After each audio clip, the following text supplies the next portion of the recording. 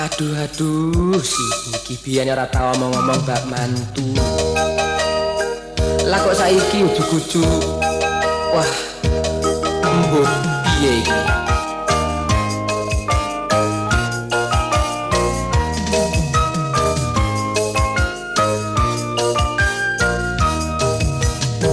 Siwakina prawana kalioso bocahe ayu ning ora rumangsa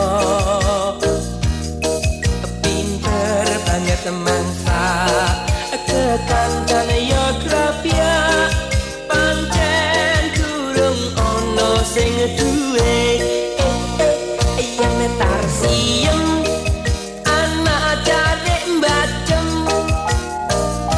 ireng manis pribadi